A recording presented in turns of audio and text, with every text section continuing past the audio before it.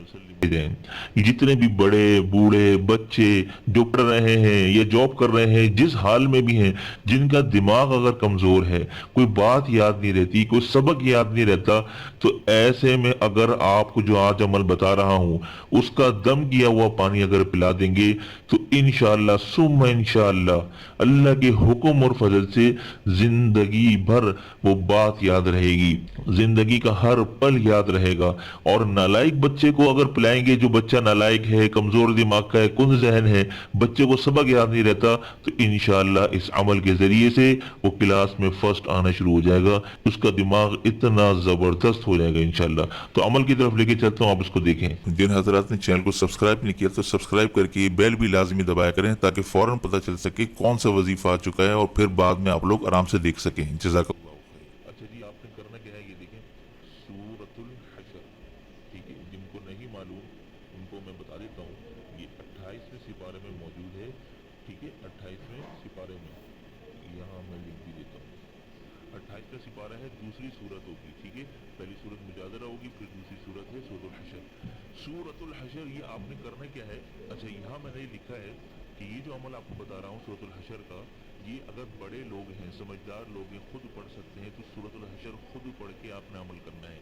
लेकिन अगर छोटे बच्चे हैं या माजूर हैं या ऐसे लोग हैं कि जो बुजुर्ग हैं जो नहीं पढ़ सकते, तो उनकी जगह पर कोई और भी कर सकता है, और बच्चों के लिए वालिदैन करें, ठीक है। तो ये लिखना ज़रूरी था, क्योंकि बाद में फिर आप सवाल करते हैं।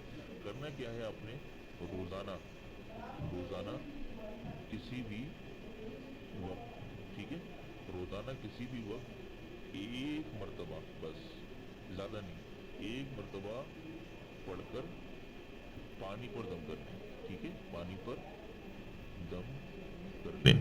अच्छा, एक बात आप यहाँ पर गौर से सुनते जाएं।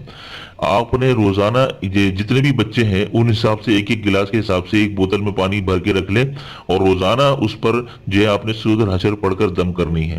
अब वो पानी आपने रोजाना बच्चों को पिलाना है, दिन में किसी भी टाइम आप पिला सकते हैं। लेकिन लेकिन ये बात याद रखें कि आपने रोजाना नया पानी ही लेना है, बल्कि मैं यहाँ लिख भी देता हूँ। अच्छा, ये मैंने आपके लिए लिख भी दिया है कि रोज नए पानी पे दम करना है।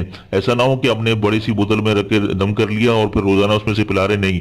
रोजाना सूरह हशर भी पढ़नी है, नए पानी पर भी दम करके पिलाना है, और ये मेक श्योर करें कि वो बच्चे या बूढ़े जिनको पानी पिलाया जा रहा है वो पानी पूरा खत्म करें, ठीक है ना।